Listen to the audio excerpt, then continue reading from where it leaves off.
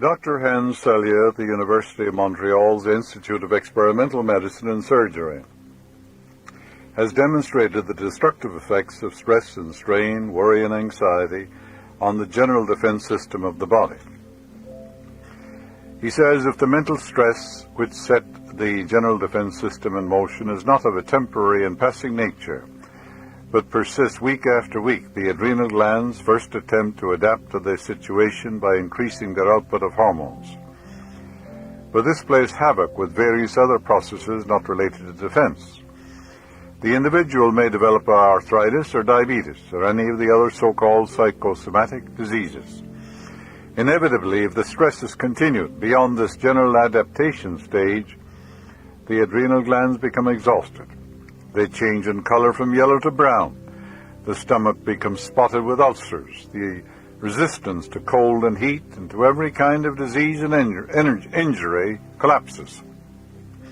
And if the unfortunate individual does not fall victim to some infection, he will probably succumb to one of the heart, circulatory, or kidney diseases, which are today the greatest killers. Dr. Selye's work demonstrated that the defense system can effectively fight only one thing at a time.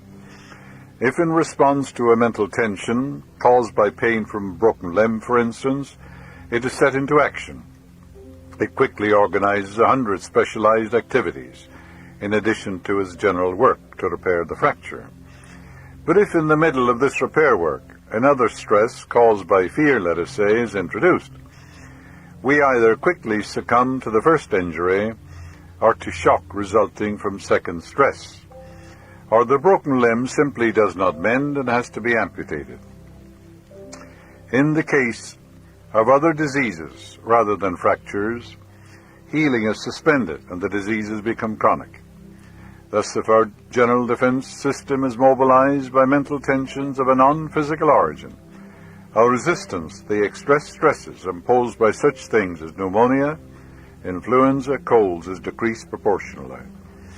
What he's actually saying is that if you begin to imagine, fear, the sense of loss that you're going to lose your job or mortgage, or some imaginary fear while you're going on an airplane, that which I fear most has come upon me.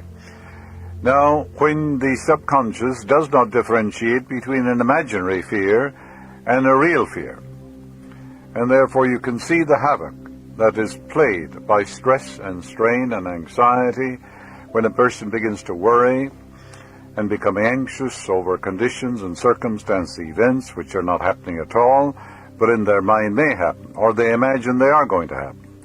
Like a woman I knew who began to take out all the clippings of the newspapers of plane disasters. And she studied them. Finally, she got on a plane. And her son said she had to get on a plane where there was a disaster, because she'd been contemplating it for 1 year. If you're contemplating or meditating on or imagining the loss of your home, the loss of your job, a layoff, or that you're going to lose your home or can't pay the mortgage, these imaginary fears set your hormones, the pituitary and the adrenal gland, into action. And these hormones which are elaborated interfere with the chemistry of your system. There is no sickness, you have no fever, you have had no accident, no lesion, you don't have pneumonia, there's nothing for them to do. But they play havoc with the chemistry of your body. It's an entirely different thing if you're sick or have a fever or if you've been operated on, then the defense mechanism begins to repair your body. But there's nothing to repair in imaginary fears. And this is why Dr. Selye says you get all these diseases because of your imaginary fears, which bring on stress and strain. A young intern consistently worried about his future. He was a nervous wreck, full of stress and strain. He learned to paint a picture of himself as filling a staff position in a big hospital and possessing a sumptuous office in the city. In his imagery, he had a liveried chauffeur, and he imagined that friends constantly were congratulating him. He kept this mental picture before him. It was his mental movie. He attended to it and devoted himself to this picture. Whenever he was prone to worry or becoming anxious, he purposely flashed the picture on the screen of his mind. As the weeks passed by, A higher power moved on his behalf, honoring his dreams and making them all real. The chief surgeon invited him to be his assistant, and he married a very wealthy woman who purchased for him a most sumptuous office, and furthermore also provided him with a Cadillac and a liveried chauffeur. Many women do that. Some men marry very, very wealthy women. Why not? There's nothing wrong with it. This is the way by which the habit of worry is changed. This is the way the old man becomes a new man in thee God. Cast thy burden upon the Lord, and he shall sustain thee. You don't have to suffer from chronic worry or be anxious or get overtense. Do not spend time looking at your troubles or problems. Cease all negative thinking. Your mind cannot function harmoniously when it is tense. It relieves the strain to do something soothing and pleasant when you are presented with a problem. You do not fight a problem, you can overcome it. To release pressure, take a drive, go for a walk, play solitaire, read a favorite chapter of the Bible, such as the 11th chapter of Hebrews, the greatest antidote to fear and worry in the world today. It's the finest chapter in the whole Bible to develop self-confidence and inner peace. Read the 13th chapter of 1 Corinthians, magnificent drama. Or read the 46th Psalm. Read it over carefully and quietly several times. You won't suffer from strain or stress if you do these things. An inner calm will steal over you. You will become poised and peaceful. Did you ever read the 11th chapter of Hebrews? Did you ever read the chapter 13 of the 1 Corinthians? It's a very beautiful prayer, one of the most wonderful love epics of all time. Here's a wonderful thing for you to do in the morning. Every morning when you awaken, turn to the God presence within you in prayer. Know God is that infinite intelligence, boundless wisdom within you, which watched over you while you were sound asleep. Relax your body, then have a dialogue with the higher self. Become as a little child. This means that you trust the divine presence completely, and you know that infinite intelligence is healing you now. The next step would be to affirm lovingly, "Thank you, Father, for this wonderful day. It is God's day. It is filled with joy, peace, happiness, and success. I look forward with a happy expectancy to this day. The wisdom and inspiration of the Almighty will govern me during the entire day. The infinite intelligence is my partner, my senior partner. Everything I do will turn out in a wonderful way. I believe that infinite intelligence is guiding me, and divine love fills my soul. This is turning your eyes to the hills, from whence cometh your help." This is one of the most inspiring and illuminating passages in the entire Bible, for the hills represent the powers and qualities and attributes of God within you. The third step: claim boldly, "I am full of confidence in the goodness of God in the land of the living. I know infinite intelligence watches over me all day today and at all times everywhere. I let go. I am poised, serene, and calm. I know that it is God in action in all phases of my life, and divine law and order reigns supreme in my life." Make a habit of dwelling on these steps in prayer every morning before you go to work. When worry thoughts or anxious thoughts come to your mind, substitute any of the spiritual thoughts from these 3 steps, and your mind will be conditioned to peace, poise, serenity, and tranquility. Dr. Paul Dubois, famous psychiatrist in Switzerland, people visit him from all over the world. He gives men who are suffering from stress or strain or anxiety, he gives them words to use, the therapy of words, such as invulnerability, serenity, tranquility, victory, peace. Well, when you use these words, they release that power of your subconscious mind. These powers become active and potent in your life, and victory becomes yours. That's a very wonderful thing to know, but it's a marvelous thing to do. And you can begin to do it now. The ravages of worry, stress, and strain are countless, Millions of people throughout the world are sick from worrying and from anxiety. The stress, the people who worry always are expecting things to go wrong. This is primarily due to a lack of faith in the infinite. They brood or worry over a great many things that never happen. They get over-tense. They will tell you all the reasons why something bad should happen, not one reason why something good should happen. This constant worry and anxiety debilitates their entire system, resulting in physical and mental disorders. A man said to me one time, "I'm worried sick about my drugstore. I may lose it. Business is good, but it can't last. I'm anxious about the whole thing. I may go bankrupt. My mind is in turmoil. I can't sleep because of the stress and the strain on me." "Tell me the nature of your business problem," I suggested. "Oh, nothing has happened yet, but I fear it will happen. I worry myself sick, and I also get my wife upset. How can I stop worrying?" This man actually was doing a good business. He had a fine bank account. By ordinary standards in the drug business, he was prospering. His constant negative imagery was robbing him of vitality, enthusiasm, and energy. And in addition, he was making himself weaker and less able to meet any challenges that might come along. I explained to this pharmacist that if he continued worrying, he would attract the conditions upon which he was mentally dwelling. "For that which I fear most has come upon me," Job said. That the only thing really wrong with him was a false belief in his mind, negative imagery, and that he had forgotten that he personally could control his thoughts and his life. I gave him the following spiritual prescription. He was to use it regularly and systematically several times a day. "My business is God's business. God is my partner in all of my affairs. God, which means that supreme intelligence within you, is prospering my business in a wonderful way. I claim that all those working with me in my store are spiritual links in His growth, welfare, and prosperity. I know this, I believe it, and I rejoice in their success and happiness. I solve all my problems by trusting the infinite intelligence within my subconscious mind to reveal to me the answer. I rest in security and in peace. I am surrounded by peace, love, and harmony. I know that all my business relationship with people are in accord with the law of harmony. Infinite intelligence reveals to me better ways in which I can serve humanity. I know that infinite intelligence indwells all my customers and clients. I work harmoniously with others to the end that happiness, prosperity, and peace reign supreme. When any worry or fear thoughts come to my mind, I will immediately affirm, I will fear no evil, for thou art with me.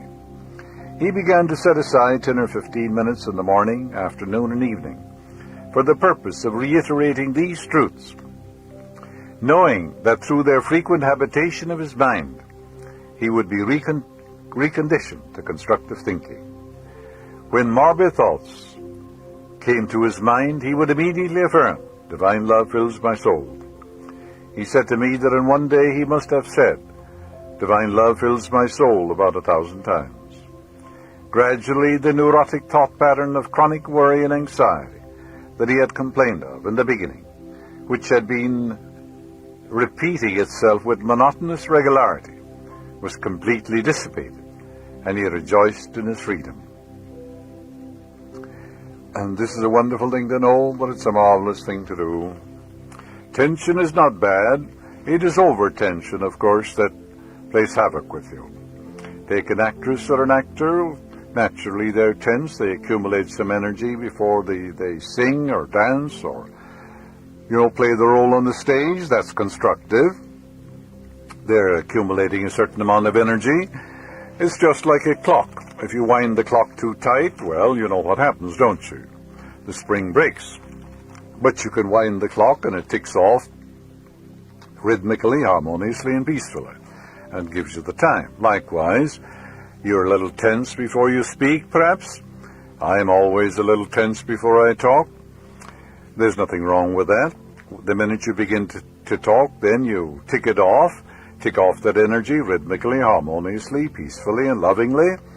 And you look at the audience and you say, "Look, I radiate love, peace, and goodwill to all those people in the Wilshire Ebell Theatre. The love of God surrounds them and enfolds them and enwraps them. God thinks, speaks, and acts through me. My words heal, bless, and inspire. They elevate and dignify the soul." That does away with all stress and strain and anxiety, because you're filling your mind with the truths of God, and you crowd out of your mind everything unlike God. Furthermore, the audience are blessed because they're all open and receptive. You can build energy. If you are going to sing, yes, you get a little tense. And Then when you begin to sing, you sing majestically and gloriously, because you say, God is singing majestically through me. All of us are tense at times, we're relaxed at times. You know the transoceanic planes that fly thousands of miles, they go to Japan, China, and all over the world. And scientists tell us they have to rest because the metal gets tired. The stress and strain are too much for the metal, so the metals have to rest. Now, prolonged rest and perpetual peace is existing without living. You know, when you go to a funeral Ireland, they deposit the body in the earth, you know, they say, well, he's at peace now. That's utter nonsense, because there's no one at all there. No one buried any place. The man is a mental and spiritual being. He has another body living in the fourth dimensions of life. So to have peace of mind, it means you're creative, you're putting your hand to the wheel, you roll up your sleeves, you're expressing yourself fully, you're rowing the boat, you get some blisters too, but you're constructive, you're harmonious, you're releasing that imprisoned splendor, you're getting things done. That gives you an inner peace, an inner satisfaction, a quiescence of the mind. But certainly perpetual peace and sitting on a rocking chair without doing anything is frustration and neurosis. You're here to express, you're here to put your shoulder to the wheel, you're here to get involved and help other people and release your hidden talents to the world. God gave you himself, gave you all the attributes, qualities, and powers of God. You're here to return them. You're here to give them. You're here to give life to your desires, ideals. You're here to create. Perhaps you're a singer, a dancer, and perhaps you're a motion picture director. Perhaps you're a writer. Perhaps you're a doctor. Perhaps you're serving hamburgers, but you're here to serve. And when you don't serve, when you don't express, you then get tense, over-tense, and anxious, and frustrated, and you become 100% neurotic. You're a spiritual being living in a material universe, yes. You're not living in your body. The body isn't living in you as an idea. It's simply waves of light. It's molecular. It's not solid at all. The spirit and the mind in you represent cause. Your world is an effect. Now your body, which means your physical body, your environment, your pocketbook, your social status, your relationship with people, all these are a mathematical reflection of your habitual thinking and imagery. In other words, you are belief expressed. If you want to overcome stress and strain, people today, I hear men saying, oh, it's a rat race, the pace is terrific, the pressure is awful, and I don't know that I can stand this rat race, you know, my nerves are jangled, I can't sleep night, I have to take tranquilizers. Others say I have to take 4 shots of whiskey in order to go to sleep at night. I come home so tense and so exhausted that I have to have 3 or 4 beers or something, you know, things of that, you know, you've heard that. Well, now go frequently to the world of spirit within you and claim beauty and inspiration, claim guidance, and claim the almighty power is moving through you. You will be refreshed, revitalized, and strengthened. Call upon me, I will answer you, I'll be with you in trouble. I'll set you on high because you have known my name. The name or the nature of infinite intelligence is to respond to you. This is the meaning of turning your eyes to the hills, from whence cometh your help. Hills that are in inner range, as we said at the beginning of this broadcast. Therefore you turn to infinite intelligence, boundless wisdom, and the infinite love, and claim these things, and lo and behold, you feel that dew of heaven moving over the arid areas of your mind, and you're refreshed. It's called the manna that cometh down from heaven, from the heavens of your own mind. That invisible food, that intangible thing, that inspirits you, invigorates you, enlightens you. If you're upset or under strain, therefore, turn to the great eternal truths within you. Think of the absolute harmony, the boundless love, the infinite intelligence, and the infinite wisdom governing the planets in their course and causing the sun to shine, and turning the earth in its axis, you know, regularly and systematically. Think of these great eternal truths. They are within you. And then realize divine law and order in your life. And I can do all things through this God power which strengtheneth me. Then you'll grapple with the problem courageously. You'll say every problem is divinely outmatched. The problem is here, but infinite intelligence is here too. and therefore I'm bound to overcome. I'm bound to win. I'm born to win. The infinite can't fail. Then you'll tackle your problem with faith and confidence, and you won't tackle it with stress and strain. Begin to meditate, therefore, on the great immutable laws of life, and you're transported from tension and stress and strain to inner peace, tranquility, and serenity of mind. For great peace have they which love thy law, and nothing shall offend them. And the law is you are what you contemplate. You become what you contemplate. Contemplate the great truths, and then they become active and potent in your life. Everything in the universe passes away. You can't be frustrated forever. You can't be sick forever. You can't be a square peg in a round hole forever. If it's hot, it's going to cool off. If it's rainy, it's going to dry up. Everything passes away. 1,000 times in your Bible, you have this expression, and it came to pass. Yes, the flood came to pass. Everything comes to pass. So nothing is forever. That'll give you a sense of tranquility, too. Everything is changing into its opposite, you know.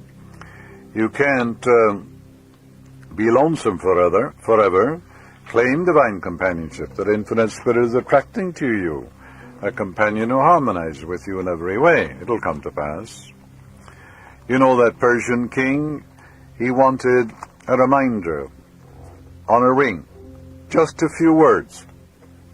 And he told these sophisticated astrologers in his day, he said, I want a maxim, a little aphorism that I can look at in my ring that will always give me peace of mind and serenity whenever I'm too high or too low or depressed. So what did they give him? They gave him a ring, and inscribed in the ring was, this too shall pass away. For everything will pass away. The war, if there's a war, there's going to be peace. It's going to stop, you know. So these are lofty truths. I'll turn my eyes to the hills from whence cometh my help, and thou wilt keep him in perfect peace, whose mind is stayed on thee, because he trusted in thee. Think of these lofty truths. I and my Father are one. If God be for me, who could be against me? Yes, all things are ready if the mind be so. According to my belief is it done unto me. According to my faith is it done unto me. Son, thou art ever with me, and all that I hath is thine. Before you call, I will answer. While you're yet speaking, I will hear. Are you going to say, it is hard for me? Is the Lord's hand shortened that he cannot save? The battle is not yours, it is mine. Stand ye still and see the salvation of the Lord, solution which the Lordly power will give you. Come unto me, come unto that infinite intelligence within you, all ye that are able, all ye that labor and are heavy laden, and I, the infinite, will give you rest. Every problem has a solution. Every question has its answer. One implies the other. Therefore, you go within to contemplating the answer, and the answer will come to you. My peace I leave you, my peace I give you. Not as the world giveth, give I unto you. And great peace have they which love thy law, and nothing shall offend them. Keep thy heart with all diligence, for out of it are the issues of life. These truths lift you up above the petty things of life, and set you free. And when fear or worry knocks at your door, faith in God and the goodness of God open the door of your mind, and there's no one there. If you're worried about your income or family or business problem, they are changing now. Go to the spirit world. The infinite presence is there, the infinite life and infinite love and boundless wisdom. All these truths are there. And there's nothing good or bad, but thinking makes it so. That's an absolute, a philosophical absolute. Therefore, where there's no opinion, there's no suffering. Where there's no judgment, there's no pain. You have no opinions about the headlines in the morning. You have no opinion about John Jones shooting himself. You didn't tell him to do it. If you get all exercised and agitated about, you may suffer from stress and strain and get, as the doctor said, ulcers or high blood pressure. And you're only polluting the atmosphere that way. Wouldn't it be easy for you to say, well, he's alive with the life of God. God loves him and cares for him. You can do that even though he's committed suicide, can't you? So how could it disturb you? You disturbed yourself, didn't you? So it isn't the work that's bothering you or giving you stress and strain. It isn't your job. It isn't your assignment. It isn't that you're president of the company or vice president or general manager. That's not it at all. It's the way you work. It's your reaction to the work. If you're resenting the work or the boss, and if you're working with hostility and fear and anxiety, you're projecting that onto the work and to those people around you. And of course, then stress and strain come into your experience. So do what you're doing. Do to the best of your ability with love and goodwill. Because you're always projecting your worry, your shortcomings, your anxieties onto your business, your affairs, and other people. If you have lofty thoughts and ideals and dreams and aspirations, you must bring them into manifestation so that we can see them in your body, in your speech, in your mannerisms, in your gestures, in your work, in your writing, in all phases of your life. If you don't do that, you become tense. You suffer from stress and strain. There are people who are off to communes, you know. They wear a loincloth or something. They smoke marijuana. We read about it in the papers. Sometimes the papers are full of this sort of thing. And they go on relief, you know. Children are born, and of course they don't get proper attention. And they expect the world owes them a living and things of that nature. All of these people who live that way are suffering from stress and strain, with all the results that follow from that condition. We're all here to serve. We're all here to put our hand to the plow. And when a man isn't expressing himself, he feels guilty. With guilt comes fear, with fear comes punishment. Because he knows in his heart he's here to give. So those living in ivory towers are in difficulty. They're full of tension. You're living in an objective and subjective world, and you have to balance the two. So if you're all wrapped up in metaphysics, you know, just reading metaphysical and philosophical books, and you're not expressing yourself in the world, you don't have love and recreation and creativity and expression, and joy and all these things, then you're a queer, cultish figure. You're lopsided and imbalanced, and you're really sick. Because these things have to be balanced. On the other hand, if you're all wrapped up in the external phenomena, the world, and say, look, all I want is to make a lot of money and get ahead in life, and you reject and neglect the spiritual values of life, you too are lopsided. You're imbalanced. You're a crass materialist, and you're running to the psychiatrist, or to the bottle, or for tranquilizers and sedatives, and they will not help you. Because when the marijuana wears off, or the tranquilizer wears off, you find the infection is in your own mind.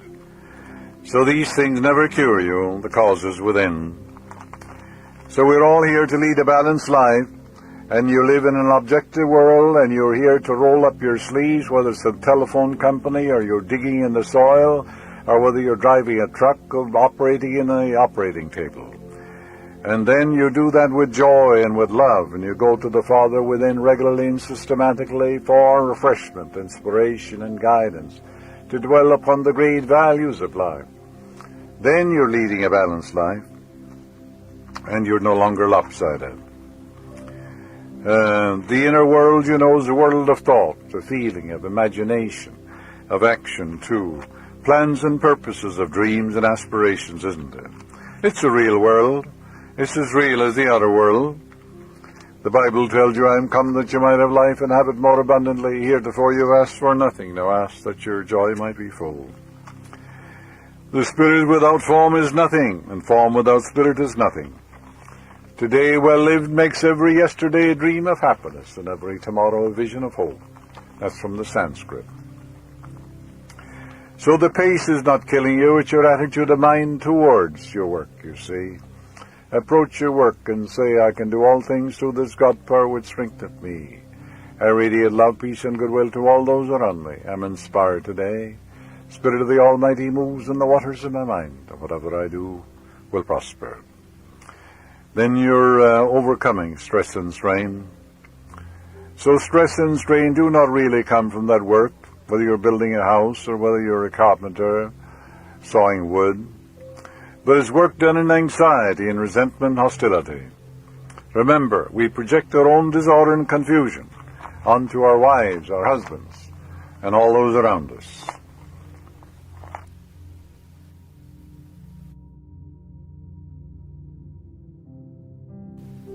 An engineer told me one time that he had a very difficult assignment. He said, my attitude of mind was this. He said, I took it from the Bible. I am hath sent me unto you. I am means God, life, awareness. In other words, his attitude was, God sent me here, Supreme Intelligence sent me here to solve this problem, and I'm going to solve it. That's grappling with it courageously. That releases his tension and gives him a sense of peace. And of course, he was a very, very successful engineer. There is a power in man which enables him to overcome. Spirit of the Almighty hath made you, Job says, and the breath of the Almighty hath given you life. Therefore boundless wisdom and infinite intelligence is within you. And life is demanding of you your wisdom, power, and strength. In other words, life was demanding of that engineer all the knowledge he had, his ingenuity and skill. Tension means to stretch, you know. Like a soldier told me, one of his friends fell into a ravine, and all he had at that time was some cord, and he threw him a piece of cord, stood on firm ground himself, and the cord broke. So finally he had to get a branch of a tree and pull him out. In other words, the weight of the man, the weight of the soldier, and the resistance, I suppose, of the mud and all that in which he was immersed or mired was too great, and the cord broke, but the branch remained firm. So likewise, you know very well whether you're going to crack up or not. If you're under too much of a strain, break it off, like some men go out in the golf field for a few hours, or they take a trip for a day or two, and they come back when they're rested and they get a quiet mind. So the way to overcome it, the way to stretch your mind, is to say to yourself, I can do all things through this God power which strengtheneth me. Think of yourself as a son of the infinite. That will give you great tensile strength. You'll be able to pull the load then. Realize the infinite can fail, I'm born to win. Tremendous reserves are available. I can do all things through this power which strengtheneth me. Yes, you're not inadequate or weak. You can say one with the infinite is a majority, and if the infinite be for me, who on earth can be against me? So the infinite is within you, and it knows only the answer. If you feel too weak, you see, inadequate, and say, oh, well, I can't handle that job, and all that, then you come under pressure, you see. Become aware of the infinite, which lies stretched in smiling repose. God is that supreme wisdom within you, and get a new estimate of yourself. Realize I and my Father are one, the same Spirit that governs the universe and governs the planets in their course. That same Spirit is in me. So I am large, you know, and I contain multitudes. Walt Whitman said, the great American poet, meaning that all the powers of the Godhead were within him. That's what he meant. We've slept in ourselves too long. Man is asleep to the tremendous powers within him. Haven't you noticed, I'm sure you have, the woman weighing 90 pounds lifts the truck. Her husband is penned underneath it. 5 men later on can't even lift it. Where did that power come from? It was always there. In an emergency, intense desire to save the life of her husband, she lifts the truck, thinks nothing of it. Yes, we're all taxed. That woman, that wife was taxed. All her power, ingenuity, and skill were taxed, and she drew on the power of the infinite. And it lifted the truck. Nothing happened to her either. She didn't suffer from any ill effects. You read recently in the paper about this tall man. The car was on fire. He pulled the handle of the door open, took the man out in the blazing fire, and walked away. Saved the man. And everybody was amazed. Where did that strength come from? It was within him. He called on it in emergency. Yes, your patience is taxed. Your ingenuity, your skill, your love is taxed. Your knowledge of truth is taxed every day. God gave you life. God gave you himself. In him you live and move and have your being. God lives, moves, and has being in you. And all the love, the truth, and the beauty of the infinite are within you.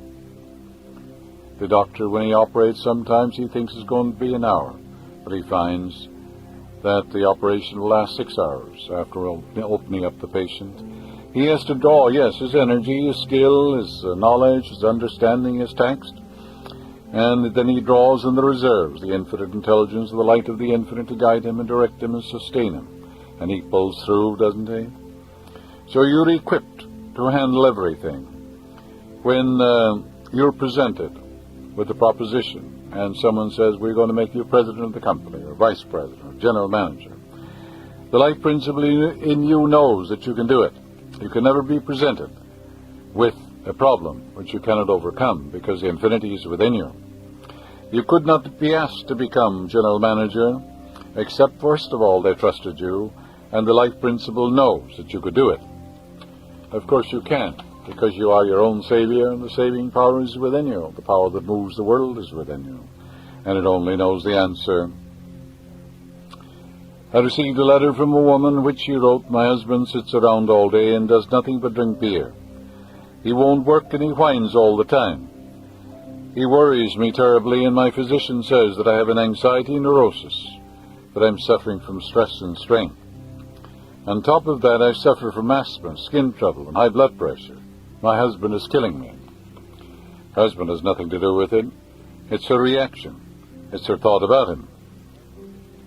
I wrote to her and told her that today it is well known in psychological and medical circles that many skin disorders, asthma, allergies, cardiac disorders, and diabetes, as well as a host of other illnesses, are brought on by chronic worry, stress, and strain, which is another name for anxiety neurosis. I also gave her a spiritual prescription in which I suggested that several times a day she was to bless her husband as follows. My husband is God's man. He's divinely active, divinely prospered, peaceful, happy, and joyous. He's expressing himself fully and is in his true place. He receives a marvelous income. Sobriety and peace of mind reign supreme in his life. I now picture him coming home every night and telling me how happy he is in his new job. I leave it all to the infinite to fulfill. I enclose a second prayer which she was to take mentally and emotionally 6 or 7 times a day until her subconscious absorbed it. She also was to picture her doctor telling her that she was whole and perfect. Following is her second prayer. The gifts of God are mine now. I use every moment of this day to glorify the infinite. Infinite harmony, peace, and abundance are mine. Divine love flowing from me blesses all who come into my atmosphere. Divine love is healing me now. I fear no evil, for the infinite is within me. I am always surrounded by the sacred circle of divine love and power.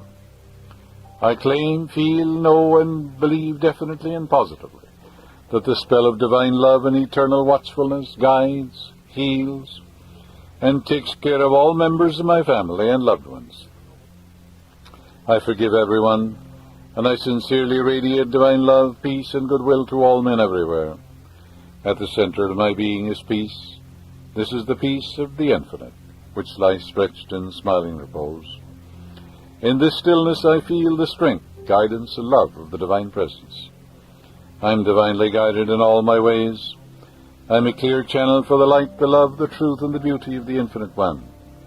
I feel the river of peace flowing through me now. I know that all my problems are dissolved in the mind of the infinite. His ways are my ways, and all my ways are pleasantness, and all my paths are peace. The words I have spoken accomplish that whereunto they are sent. I rejoice and give thanks, realizing that my prayers are answered.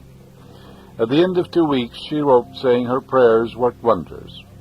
I've been saying the prayers as you suggested, and I've been holding a picture of my husband in my mind. He got a job and he's sober. My doctor checked my blood pressure, and it is normal. All the blotches in my skin have cleared up. I don't have to take asthma medicine anymore. This woman's accumulated negative thoughts and mental pictures were the cause of her chronic worry and stress and strain. As she identified mentally and emotionally with the great truths given her, they began to sink into her mind. She also painted pictures of health and vitality for herself and of achievement and accomplishment for her husband. These mental images were etched in her deeper mind, and her subconscious brought them all to fruition. Dr. Flanders Dunbar, the great authority in emotions and bodily changes, medical doctor, distinguished psychiatrist, Ph.D., Doctor of Medical Science, says, in 1935, Dr. Menninger reported in 2 articles a study of the psychological factors in diabetes. He found there were important factors in the genesis of disease. The belief that diabetes may be caused by anxiety was presented by 2 psychiatrists. Psychic shock as an exciting cause, worry, anxiety, and nervous strain are among the most frequent events in the diabetic anamnesis. Menninger points out, she says, that all quoted authors agree that diabetes may be accelerated or aggravated by emotional states. He remarks, one is impressed with the inconsistency of the opinions, that there is no denial of the great importance of the psychogenic factors once diabetes is established, and yet so conservative an opinion as to these same influences initiating the metabolic disorders. From study of this material, Menninger found depression and anxiety to be the most common mental states associated with diabetes. He found no preponderance of type of mental disorders in diabetics, except that psychoneurosis of various types were frequent. He states, however, that one must refer to multiple causative factors in attempting to explain the cause of diabetes. In conclusion, he says there is not much doubt that diabetes develops as a part of the expression of the individual's personality conflict. That's interesting. Once an executive came to me and told me that he was terribly worried that he would not get the presidency at his company's next scheduled board meeting. He added that he was next in line. This constant worry and anxiety were about to give him a nervous breakdown. In talking to him, I discovered that he had been anxious most of his life, and I remarked that he just thought his worry was due to the possibility that he would not be promoted. He did not agree with this. I told him to picture himself as president and to imagine that his associates were congratulating him on his promotion.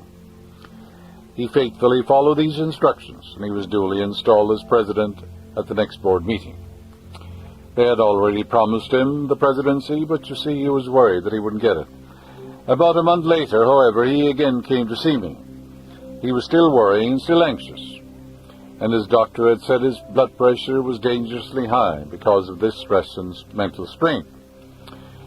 I reminded him that he had previously attributed his worry to the fact that he might not be made president of his organization. But now that he was president, he had not stopped worrying. He still had the stress and the strain. He was worrying about the fact that he might not live up to the expectations of the executive board, that his decisions might cause the company to go in the red, and that he might be asked to resign. He began to look inside himself. Suddenly he realized that his whole trouble was due to the fact that he did not make a habit of prayer and had no real contact with infinite power from which he could draw strength and security. He had thought that he was cursed with these worries, but now he awakened to the naked truth that he alone was the creator of his stress, his strain, his high blood pressure, and all the rest of it. Then he decided to establish a prayer pattern. That way he could overcome his obsession. When he awakened in the morning, I told him to use this particular prayer. I know that the answer to my problem lies in the infinite intelligence within me. I now quiet my mind. I get still, I relax, I'm at peace. I know the infinite speaks in peace and not in confusion. I am now in tune with the infinite. I know and believe implicitly that infinite intelligence is revealing to me the perfect answer. I think about the solution to my problems. I now live in the mood I would have were my problem solved. I live in the abiding faith and trust, which is the mood of the solution. This is the Spirit of the Infinite moving within me. The Spirit is omnipotent. It is manifesting itself. My whole being rejoices in the solution. I am glad. I live in this feeling, and I give thanks. I know the Infinite has the answer, for with infinite intelligence all things are possible. God, I know God is the living Spirit Almighty within me, without face, form, or figure. This is the source of all wisdom and illumination. The indicator of the divine presence within me is a sense of peace and poise. I now cease all sense of strain and struggle. I trust the divine power implicitly. I know that all the wisdom and power I need to live a glorious and successful life are within me. I relax my entire body. My faith is in His wisdom. I go free. I claim and feel the river of peace flowing through me. I know the quiet mind gets its problem solved. I turn my request over to the subjective intelligence, knowing it has the answer, and I am at peace. He repeated the above prayer 3 times each morning, knowing that through repetition these truths would sink into his subconscious and establish a healing, a wholesome habit of constructive thinking.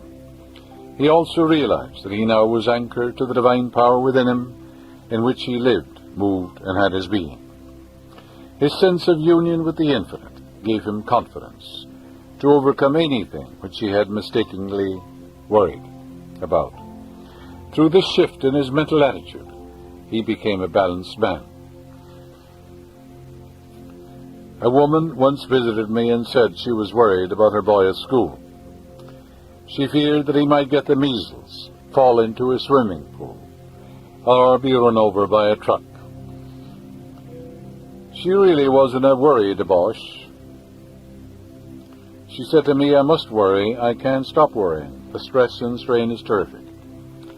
I told her that it would be much more interesting, fascinating, absorbing, and thrilling to bless her boy, rather than to throw mental bricks at him all day long. I suggested that she open her mind, let in the higher power, and realize that the Infinite presence and power loves her boy, that the Infinite watches over him, that His overshadowing presence protects the boy at all times, that the infinite ocean of love surrounds him, enfolds him, and enwraps him. As she practiced blessing her boy, she cast out all her gloom of worry and misery. She made a habit of prayer, and prayer is a habit. This woman's worry, fretfulness, and morbid thoughts about her son were due to laziness and indifference in allowing these destructive pictures to influence her thoughts and emotions. You can heal yourself, as did this woman, by following the injunction of the psalmist, I will lift up mine eyes unto the hills, from whence cometh my help. Do this regularly, and you will be released from the vexations of worry. When you worry, when you're anxious, you are focusing your attention, directing your mind on that which you do not want, so that you create conditions, experience, and events which disturb you. Worry means that you are using your mind negatively and destructively, but you know very well you can overcome it. The merchant marine captain during the World War overcame his stress and his strain by the seaman's version of the 23rd Psalm. He said, the Lord is my pilot, I shall not drift. He lighteth me across the dark waters. He keepeth my log.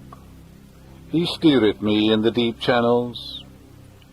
He guideth me by the star of holiness for His name's sake. Yea, though I sail mid the thunders and tempests of life, I shall dread no danger, for Thou art with me. Thy rod and Thy staff, they comfort me. Thy love and Thy care, they shelter me. Thou preparest a harbor before me in the homeland of eternity. Thou anointest the waves with oil. My ship rideth calmly. Surely sunlight and starlight shall favor me on the voyage I take, and I will rest in the port of my God forever. You can dwell upon these great truths too, and remember fear is a shadow in your mind. And when the light comes into your mind, well, the darkness disappears, doesn't it? Always does. Then that light that lighteth every man that cometh into the world is within you, and light is supreme intelligence. It is the almighty power within you that knows only the answer. When you are perplexed, confused, and fearful and worried, and wonder what decision to make, don't get tense about it. Remember that you have an inner guide that will lead and direct you in all your ways, revealing to you the perfect plan and showing you the way you should go. The secret of guidance or right action is to mentally devote yourself to the right answer until you find its response within you. The infinite intelligence deep in your subconscious mind is responsive to your request. This response you will recognize as an inner feeling, an awareness, an overpowering hunch, leading you to the right place at the right time, putting the right words into your mouth, causing you to do the right thing in the right way. And this releases you from strain and stress.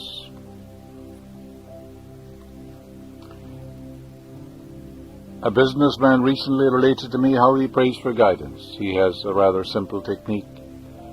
He goes into his private office in the morning where he's not disturbed, closes his eyes and thinks of the attributes and qualities of the infinite which he knows are all within him. This does away with all worry, stress, and strain. This generates a mood of peace and power and confidence. He moves from the material world to the spiritual world, to the infinite which lies stretched in smiling repose, where all is peace, harmony, joy, and bliss. There is a river, the streams whereof make glad the city of my God. The city of God is your own mind, where you walk and talk with the infinite. Then he speaks in the following simple manner to the divine presence, his higher self, within him. Father, thou knowest all things. Give me the idea necessary for a new program today. He then imagines he has the answer that is flowing through his mind. He affirms, I accept the answer. Creative ideas unfold within me, bringing me harmony, health, and peace and joy. After this prayer, he gets busy and becomes preoccupied with routine matters, and the answer inevitably reveals itself when he's not thinking about it. He said that oft times the answer comes like a flash, spontaneously and unannounced. The amazing suddenness with which the solution to his business problem comes, sometimes, he said, is startling indeed.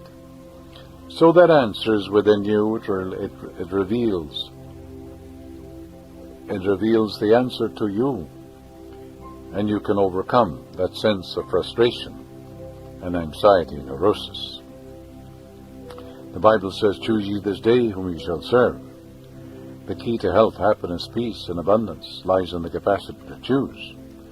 When you learn to think right, you will cease choosing pain, misery, lack, high blood pressure, and limitation. On the contrary, you will choose from the treasure house of the infinite within you. You'll no longer choose ulcers, diabetes, and the other things which strain and stress cause. You will affirm incisively and decisively, I choose happiness, peace, prosperity, wisdom, and security, today and every day of my life. The moment you come to that definite conclusion in your conscious mind, your subconscious mind, full of the power and wisdom of the infinite, will come to your aid. Guidance will come to you, and the way or path of achievement will be revealed to you. Claim definitely and positively, without the slightest hesitation, doubt, or fear, there is only one power of creation. It is the power of my deeper self. There is a solution to every problem. This I know, decree, and believe. As you claim these truths boldly, you will receive guidance pertinent to all your undertakings, and wonders will happen in your life. To be frustrated is to be confused, baffled, perplexed, or thwarted in reaching your goal. Fear really is behind all frustration, stress, and strain, because man believes he is stymied, blocked, and inhibited by external forces, and therefore he can't realize his desire. In other words, he thinks his environment is greater than himself. A young engineer said to me, "I've been working for a boss for over 15 years. I have not been promoted. My talents are being wasted. I'm frustrated, unhappy. I hate my boss. I have high blood pressure. I've got ulcers. My boss is an ignoramus. I just walked out, got another job, but I went from the frying pan into the fire. This new job is worse." This engineer found that he would never be advanced in his work because of his age and racial background. He was brought up by a domineering, tyrannical, puritanical sort of father who was typical of his New England traditions. He had resented his father, had not written him for many years. Moreover, he had a guilt complex and feared punishment because of his hatred and resentment towards his father. He said to me, "I suppose God has it in for me," an old Orthodox statement. Slowly but surely, he began to see that he was rebelling against authority in the same way he had been rebelling inwardly against his father. It began to dawn on him that he was actually transferring the blame for his own shortcomings, mistakes, and misdeeds to his superiors in business. In other words, the boss was the father image. He was also attributing to those in authority over him his unacceptable impulses and thoughts. He overcame his sense of frustration by first perceiving that he was actually blocking his own promotion by his fear, resentment, and hatred. Furthermore, he knew that his ulcers, high blood pressure, was due to the stress and strain, this anxiety, and this antagonism. He began to pray morning and evening as follows: "I wish for everyone in the plant where I work health, happiness, peace, and promotion. My employer congratulates me on my work. I paint this picture in my mind regularly, and I know it will come to pass. I am loving, kind, and cooperative. I practice the golden rule, and I sincerely treat everyone in the same way that I would like to be treated. Divine intelligence rules and guides me all day long, and I'm prospered in all my ways." As he saturated his mind regularly and systematically with these thoughts, he succeeded in bringing about a new mental attitude of a constructive nature, which changed everything for the better in his life. And then gradually, the doctor said his ulcers had disappeared. He no longer lived on milk, and toast and things of that nature. His blood pressure dropped because his blood pressure was feeling he was inadequate and also resenting with great hostility those around him. He that is slow to wrath is of great understanding, but he that is hasty of spirit exalteth folly. That's from the book of Proverbs. Say to yourself, "I'm always poised, serene, and calm. The peace of the infinite floods my mind and my whole being. Practice the golden rule, sincerely wish peace and goodwill to all men. You will not suffer from strain or stress when you do that. You'll discover that all your ways are pleasantness and all your paths are peace. Know that the love of all things which are good penetrates your mind and casts out all fear, stress, and strain. You're now living in the joyous expectancy of the best, for only the best should come to you. Your mind is free from all worry and doubt. Your words of truth dissolve every negative thought and emotion within you. You open the doorway of your heart to the divine presence and the influx of the Holy Spirit. Your whole being is flooded with the light and understanding from within. The petty things of life no longer irritate you. When fear, worry, and doubt knocks at your door, faith and goodness, truth and beauty opens the door, and there is no one there. Remind yourself frequently, O God, thou art my God, and there is none else. And the God presence indwells me, walks and talks in me. It's my higher self. All its ways are pleasantness, and all its paths are peace. And with your eyes stayed on God, there is no evil on your pathway, now and forevermore.